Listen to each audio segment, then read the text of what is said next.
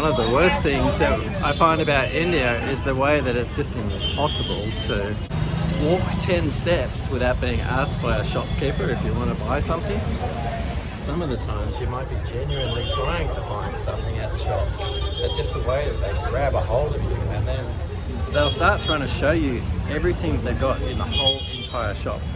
And you might have stopped to look at just like one simple shawl or a pair of shoes maybe, but they end up dragging everything out of the shop that you can imagine, showing you pinks and oranges and all these bright colours that there's no way you'd be interested in. And here's a new record, 10 steps in a row without any hindrance.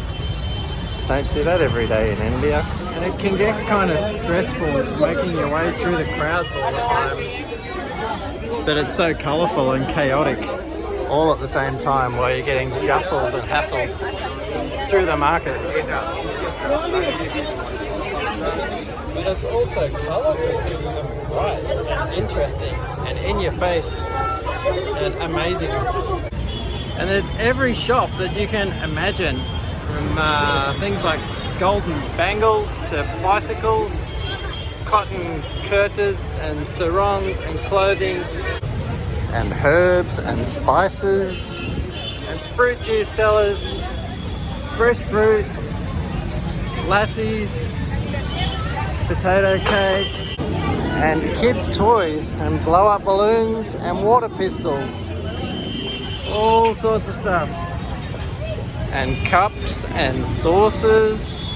And walking through the crowds is a bit like driving through the traffic. It's like bumper cars. Constantly going through. Kids' dresses,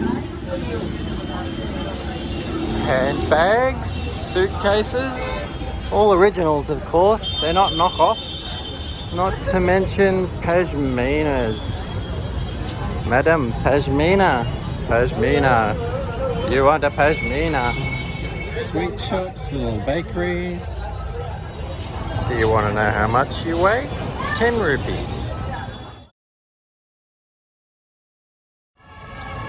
Need some new glasses? What about a wallet?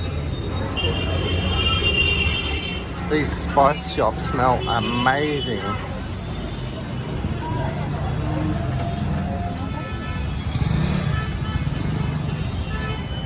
There's also lots of flowers. Flower sellers, because there's a temple just over the road over here. And did I mention the traffic?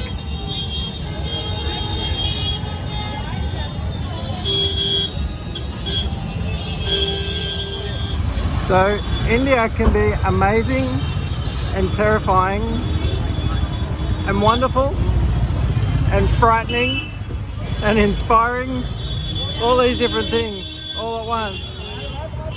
We're back out in the main road now, which is a lot quieter, as you can see. You can walk a bit easier.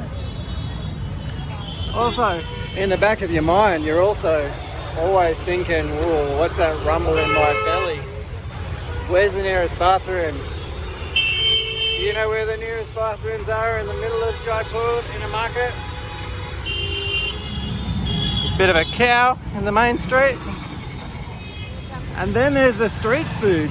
We haven't even started to talk about that, but I'll talk about the street food in another one. It's just all a bit too hectic to do it now. Maybe later tonight. Kites. Kites and more kites. It's a city of kites. Kids flying kites everywhere. It's really quite lovely.